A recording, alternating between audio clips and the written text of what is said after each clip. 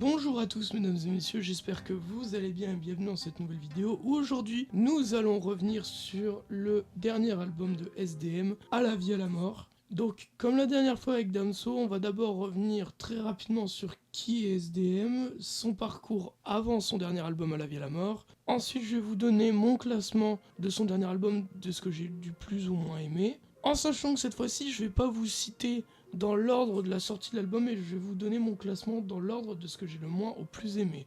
Ce sera beaucoup plus simple pour vous de savoir et je trouve que ce sera beaucoup mieux organisé comme ça. Et à la fin, je vous donnerai mon avis complet, la conclusion un peu de ce que j'ai à dire sur À la vie à la mort de SDM. Donc SDM, donc de son vrai nom, il s'appelle Léonard. Il est né le 28 novembre 1995 à Meudon. Donc c'est avant tout, on rappelle quand même, un rappeur français, je pense que vous en doutez. Il aura sorti 3 projets jusqu'à présent, ou du moins 3 projets en physique. On a tout d'abord Ocho sorti le 8 avril 2021. Lien du sang sorti le 2 décembre 2022 et son tout dernier projet À la vie à la mort sorti le 26 septembre 2024. Donc moi SDM j'avais entendu parler de lui avant À la vie à la mort quand même, forcément avec Bolide Allemand dans Lien du sang et il me semble dans Ocho j'avais entendu parler de lui avec Rihanna et Monsieur Ocho. Ça fait quand même depuis... Ça va faire bientôt 3 ans que j'ai entendu pour la première fois des sons de SDM. C'est même pas... C'est sûr même que ça fait au moins 3 ans. Et à l'heure d'aujourd'hui, j'écoute beaucoup ces albums encore. Pas assez Lien du sang et Autre chose pour en faire une vidéo actuellement, c'est pour ça que je commence par La vie à la mort. Je vous expliquerai pourquoi à la fin lors de ma conclusion. Après, vous vous doutez bien que si je fais une vidéo dessus, c'est que j'ai pas mal apprécié l'album ou que je l'ai détesté. Étant donné qu'on est au début de ce genre d'émission sur ma chaîne, je préfère prioriser les albums que j'ai aimés plutôt que ceux que j'ai pas aimés. J'argumenterai plus tard. Donc, À la vie à la mort, c'est un album de 14 titres avec 4 feats en tout. Werenoi, Hamza, Jossman et Tiakola. Donc le tout premier son de l'album c'est Drago Malfoy. Ensuite on a Plus rien, Metallica, Pour elle, Jeu d'échecs. Pourquoi je mets pas ça là? Pour elle, Jeu d'échecs, Quartier Santos, À la vie à la mort, Toka, Merci, Affranchi, Maintenant ça va, J'y pense, Sequoia et Dans la tête des gens. Faut savoir que moi j'avais acheté l'album, je me souviens, le jour de sa sortie et je ne l'avais même pas écouté à minuit sur les plateformes. J'avais attendu de l'écouter en CD pour apprécier le moment parce que on avait eu avant la sortie de l'album le son Merci et Toka qui m'avait pas mal hypé pour l'album et je sentais vraiment que ça allait être un bon album, même si il y a eu plein de fois où je l'ai senti aussi et c'était une catastrophe. Je sentais quand même que ça allait être un bon album et au final on verra, vous vous doutez bien mais c'est un très bon album mais j'argumenterai plus tard. J'ai pris quelques notes sur papier, attention. Donc on va revenir sur chaque son un par un et vous donner mon avis clair et précis en commençant par le son que j'ai le moins aimé. Avant ça, petit disclaimer. Je vais être honnête avec vous d'entrée de jeu. Il n'y a aucun mauvais son sur cet album, d'accord? C'est pas parce que je vais donner le tout dernier son désormais en premier dans mon classement qu'il est mauvais. Au contraire, honnêtement, pour moi, les 4 derniers titres de mon classement sont mid. Du 14 au 11e son, pour moi, c'est des sons bien.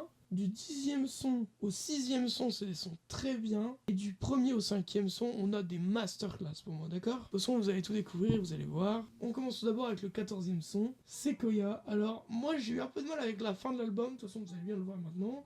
J'ai mis Sequoia en dernière position. Parce que, je sais pas, la prod, j'avais un peu de mal. Les paroles aussi. Je ressentais pas trop de feeling, surtout qu'avant, il y a quand même J'y pense avec Tiakola. Vraiment, j'avais du mal à rentrer dans le jeu, c'est dommage. Mais le son est quand même bien, mais pour autant, c'est un son... Même si je trouve que l'album, c'est difficile de skipper des sons, celui-ci, je pense qu'il y a plus d'une personne qui ont dû skipper le titre. Ensuite, le son, là, je pense qu'il y en a certains qui vont pas être contents, mais moi, j'ai mis en 13e position Toka avec Hamza. Franchement, j'ai été un peu déçu des deux. Je sais pas si c'est la prod, il y a un truc qui me dérange, ou plutôt je pense que c'est les paroles qui me dérangent pas mal avec Toka. J'ai été un peu déçu malheureusement. Après voilà, c'est pas grave, ça arrive entre guillemets, c'est ok. C'est dommage que ce soit le feat avec Hamza que je mette aussi bas, surtout que j'ai aucun mal avec Hamza, honnêtement. Mais voilà, c'est tout, c'est ok, enfin... Qu'est-ce que vous voulez que je vous dise? Ensuite, en 12e position, j'ai mis le son Maintenant ça va. Et ce son, j'ai une amie qui verra c'est sûr, elle verra cette vidéo. Il y a une fois où j'ai ramené le CD À la vie à la mort, on faisait un long trajet en voiture. Et vraiment, on met tout l'album, et pour moi, au moment où on arrive à ce son-là, j'étais limite à ça lui dire vas-y, passe ce son, c'est de la merde. Elle l'a mis 3 fois d'affilée. C'est bon. Elle l'a mis 3 fois d'affilée. Alors c'est là où je me suis dit, mais en fait j'ai pas la vision, mais il y en a qui doivent sûrement bien l'aimer ce son. Et bah tant mieux pour vous qui l'aimez bien. Moi je l'aime pas trop. Après je pense que juste j'ai pas la vision, c'est ok, hein, ça arrive. Ensuite en 11ème position j'ai mis dans la tête des gens. Donc le tout dernier son de l'album, l'outro. Moi j'ai souvent du mal avec les outros d'album. Bah celle-ci en fait partie. Après je la trouve bien quand même pour une outro. Tu vois. C'est une bonne outro d'album, faut pas croire, mais pour autant, je suis pas fan d'outro en temps normal. C'est ça le truc.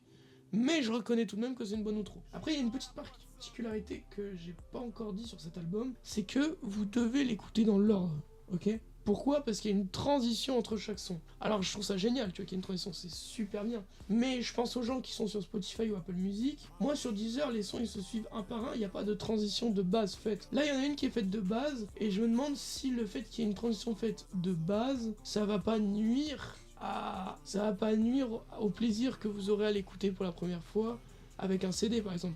Moi je l'écoute avec un CD, les transitions elles se font automatiquement, il n'y a même pas de coupure. Mais vu que Spotify il superpose la fin de votre morceau avec le début du prochain, il y a un monde où l'expérience de l'écoute sera peut-être pas la meilleure pour moi.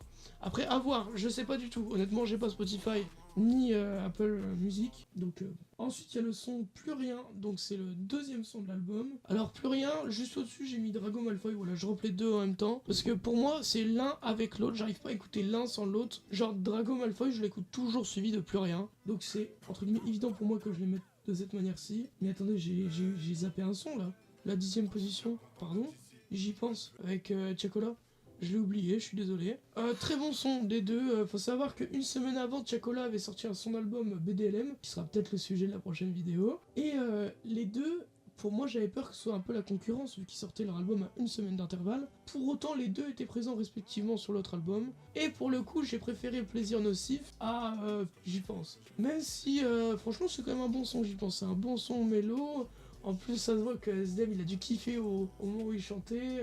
Franchement, c'est un très très bon son. Mais donc au-dessus, comme j'ai dit, il n'y a Plus Rien et Drago Malfoy. Ensuite, on a en 7ème son À la vie, à la mort. Enfin, l'abréviation de À la vie, à la mort. Bah, c'est un très bon son, franchement. Enfin, c'est le son du coup qui est censé représenter un peu l'album, vu qu'il s'appelle le nom de l'album, je pense. Attendez, je vais me le réécouter en vif. Non, la prod, t'as le truc qui arrive.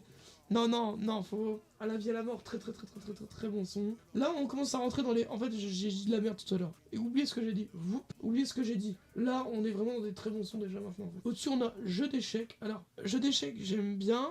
Surtout qui me fait penser au son à l'affût. Deuxième, parce que dans Jeu d'échecs, il hurle SDM, il s'énerve. Alors, heureusement qu'il s'énerve parce que sinon je pense pas que j'aurais mis le son aussi haut. Mais là je vais bientôt voir SDM au Zénith. Je pense que l'ambiance au Zénith sur Jeu d'échecs elle peut être folle. À voir s'il le met dans sa tracklist. Mais en tout cas moi j'ai hâte de voir ce que ça donne. Ensuite on a le son Merci. Oh là là les gars, ce son il est incroyable. C'est le premier son qu'il a sorti pour annoncer l'album. Et j'ai été choqué la première fois que je l'ai écouté. En plus le clip est très bien, je vous conseille d'aller le voir. Franchement, très très bon son, merci. Merci SDM pour ce son, franchement merci. Ensuite on a Pour Elle, 4ème son de l'album, donc la reprise. Très très bonne reprise. Ça, en plus, j'ai vu un extrait d'un de ses concerts où il a fait venir celle qui a vraiment interprété, enfin celle qui a chanté la vraie musique pour elle, qu'il a samplé. C'est génial d'avoir fait ça, franchement, c'est une trop bonne idée. Et limite, pour moi, je trouve que c'est un meilleur hit que Quartier Santos, qui est en 4ème position. En 3ème position, pardon. Mais après, ça, c'est un autre débat encore. Franchement, pour elle, tu l'as dans la tête toute la journée, c'est entraînant. Pour autant, t'as pas l'impression d'écouter une musique qui vient pas d'un rappeur. Tu sens quand même que t'as un air de rap, c'est pas non plus mélodieux, au point d'être une musique. Je sais pas si vous voyez ce que je veux dire. Je pense que tu captes. Et donc au-dessus j'ai mis Quartier Santos. Alors Quartier Santos, j'ai eu très vite la vision et je l'avais très vite mis au début en tant que son préféré. Mais après réflexion, la hype est tellement, elle est tellement grosse sur le son. Moi je vous l'ai déjà dit, dès qu'un son est trop mainstream, j'ai du mal à plus l'écouter que ça. Donc je l'ai mis en 3ème position aussi. Il est très très bien, hein, attention. Mais je l'ai mis en 3ème position. En 2ème position, j'ai mis le feat avec Jossman. Alors attention, vraiment, la 1ère et 2ème position les gars, j'ai vraiment longtemps hésité et j'étais à ça de vous les mettre ex aequo et j'ai mis Affranchi en 2ème position juste parce que Renoir est décédé Et ça fait que écouter Metallica maintenant, ça donne un autre effet, différent de la première fois. Et surtout, si avec ça, ce serait pas un assez bon argument, que je me souviens très bien avoir dit avant que Renoir décède, que j'attendais avec impatience un album en commun des deux, et que vraiment ils avaient un truc en plus des autres, et qu'ils devaient faire un album en commun ensemble. Et c'est dommage qu'ils l'ont pas fait, parce que vraiment ils auraient tellement pu tout casser avec ça, un vrai bon album en commun rap. Ils auraient pu nous proposer ça, c'est dommage, mais en tout cas, voilà, Affranchi avec Jossman est très bien, et Metallica avec Renoir, c'est incroyable comme son, honnêtement c'est... Waouh! En concert, à la batterie et tout, c'est génial. À la batterie, à la guitare électrique, pardon. Non, franchement, très bon son. C'est... Je vais pas dire rien à dire, mais genre vraiment, Metallica, je vais pas dire que c'est un chef-d'œuvre, mais c'est peut-être l'une des meilleures musiques pour moi des SDM, honnêtement. Pour moi, c'est leur meilleur feat ensemble avec Renault, hein, mais bon. Bref! Donc pour revenir sur À la vie à la mort de SDM, pour moi déjà d'entrée de jeu, je vais être honnête avec vous, c'est le meilleur album de 2024. Voilà. Au Flamme, j'avais voté pour lui, meilleur album rap de 2024, j'ai voté pour lui. En plus, c'est lui qui a eu la flamme de l'album de l'année 2024, de l'album rap de l'année 2024. Pour autant, est-ce que c'est le meilleur album de SDM? Ça, c'est encore compliqué à dire. C'est encore compliqué à dire. Est-ce que c'est son meilleur? C'est encore compliqué à dire. On reviendra sur Lien du sang et autres shows plus tard dans l'année, mais pour l'instant c'est compliqué encore de le dire. On le classera en fonction des deux autres un peu plus tard, mais en tout cas, c'est un des rares albums que vraiment j'ai écouté pendant longtemps et que vraiment je mets en boucle en entier. Genre, des fois ça m'arrive d'écouter que certains sons, mais à chaque fois je l'écoute en entier et c'est un plaisir à chaque fois les gars. Genre vraiment, À la vie à la mort de SDM est un très bon album. Carrément, il est accroché dans mon salon. Franchement, si vous aimez du rap et que le rap pur et que vous voulez découvrir un peu plus la nouveauté, honnêtement, partez sur cet album. Vous aurez un album varié, mais pas trop non plus.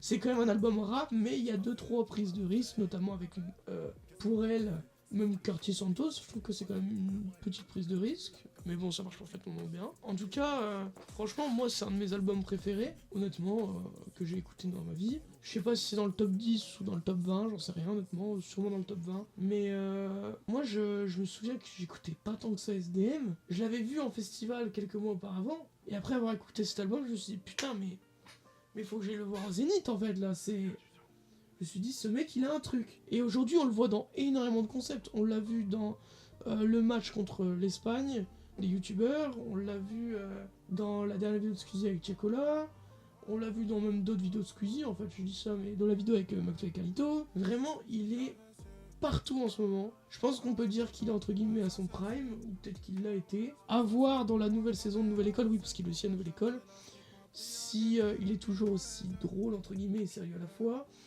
Et à voir si son prochain album, s'il est toujours à son prime ou non. Voilà, on a fini aujourd'hui pour À la vie à la mort. J'espère que cette vidéo vous aura plu. C'était, franchement, c'était vraiment cool de me réécouter cet album. Je m'attendais pas à prendre autant de plaisir. Je suis désolé si la dernière vidéo de Damso avait mal été publiée. Je l'ai réupload là tout à l'heure quand je tourne cette vidéo. Sur ce, écoutez, moi je vous dis à la semaine prochaine pour une future vidéo. Peut-être que je sortirai des best-of de live ou autre. Honnêtement, je préfère me dire que je poste une vidéo par semaine et une seconde si j'ai le temps ou l'envie ou que j'ai l'occasion d'en sortir une. Mais je me fixe comme simple horaire une vidéo tous les mercredis, 8h du matin, elle est publiée. Mais en tout cas, je vous remercie pour cette vidéo et je vous dis à la semaine prochaine pour BDLM. Voilà. Allez!